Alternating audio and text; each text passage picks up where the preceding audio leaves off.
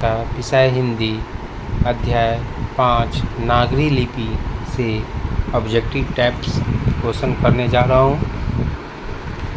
पहला क्वेश्चन है, लेखक का जन्म कब और कहाँ हुआ था? तो लेखक का जन्म कब और कहाँ हुआ था? तो उसका आंसर है 3 जनवरी 1935 ईस्वी को महाराष्ट्र में हुआ था। लेखक ने किस भाषा में अपनी प्रारंभिक शिक्षा प्राप्त की थी? तो मराठी भाषा में, क्योंकि ये महाराष्ट्र के रहने वाले थे। लेखक ने किस विषय में एमए किया था? तो गणित विषय में उन्होंने एमए किया था। प्रस्तुत पाठ किस पुस्तक से लिया गया है?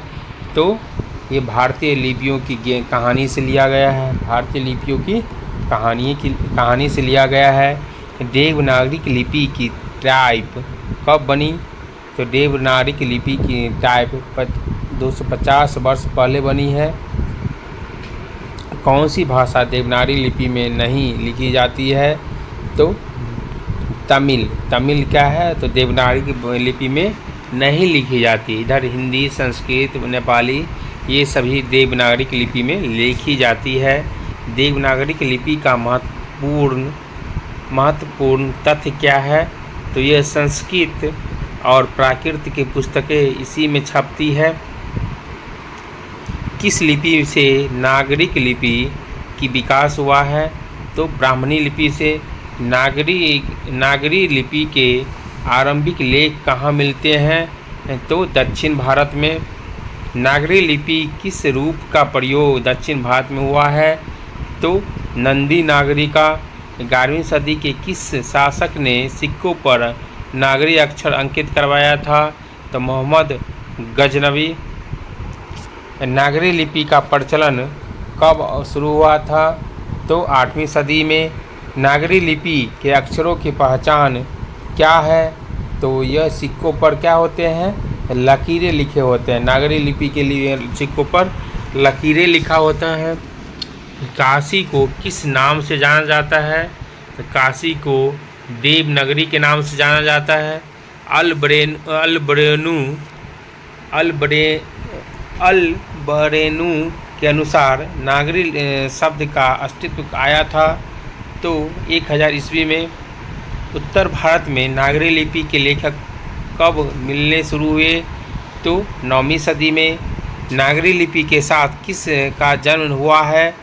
तो पारदेशिक माने अलग अलग प्रदेशों की भाषाओं के। दक्षिण भारत की नागरी लिपि किस नाम से जानी जाती है? नंदी नागरी। दक्षिण भारत के किस शासक के सिक्कों पर नागरी अक्षर अंकित है? तो राजराज प्रथम। लेखक के अनुसार पटना को क्या कहा जाता है? तो देवनगर। मिहिर भोज की प्रशस्ति किस लिपि में है? मिहिर भोज की प्रशस्ति क्या है? तो देवनागरी लिपि में है। किस शासक के सिक्कों पर राम सिया शब्द अंकित है? तो राम सिया पूछेगा तो अकबर के सिक्कों पर। देवनागरी लिपि के टाइप बनने से क्या स्थिर हुआ? तो अक्षरों में स्थिरता।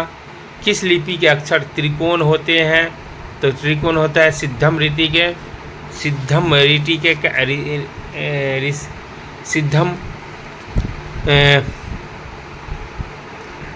लिपि के क्या होते हैं? तो आपको अक्षर त्रिकोण होते हैं। देवनागरी लिपि किस समय में सर्वदेशिक हो गई थी? तो सर्वदेशिक कब हुआ था? तो 10वीं से 11वीं सदी में हुआ था। किस शासक ने इस्लाम शासक के नींव डाली थी? तो मोहम्मद गजनवी ने। नंदी नागरी लिपि के उपयोग किस क्षेत्र में हुआ है? तो दक्षिण भारत में। किस विद्वान के अनुसार नागरी शब्द अस्तित्व में आया था? तो अल-बरेनू के अनुसार। तमिल, मलयालम, तेलुगु, कन्नड़ की लिपियाँ किससे विकसित हुई है? तो ब्राह्मणी लिपि से। दक्षिण भारत में नागरी लिपि का प्रयोग किसने किया था? दक्षिण भारत में राजराज प्रथम किया था। लेखक का व्यक्तिगत नाम क्या था? लेखक का व्यक्तिगत नाम देव था।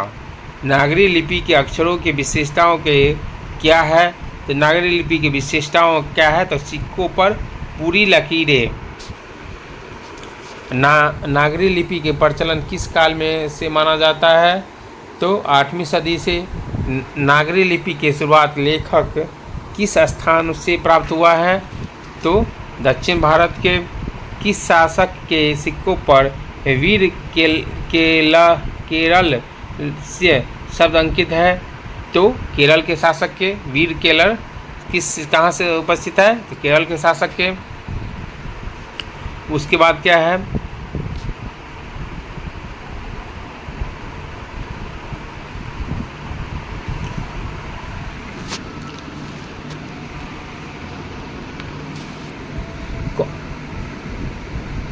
कौन सी लिपि नंदी नागरी कहलाती है? तो नागरी किस सब शासक के सिक्कों पर राम सिया अंकित है? तो अकबर। दक्षिण भारत के किस राजवंश के सिक्कों पर नागरी अक्षर है? तो चोल के राजा प्रथम थे। नागरी लिपि की विकास से क्या हुआ है? तो अक्षरों में स्थिरता प्रारंभ हुआ है। नागरी लिपि का प्रयोग कब शुरू हुआ था? तो 8वीं सदी में। किस विद्वान के अनुसार नागरी लिपि का नामकरण हुआ है? तो अल्बरेनू के अनुसार।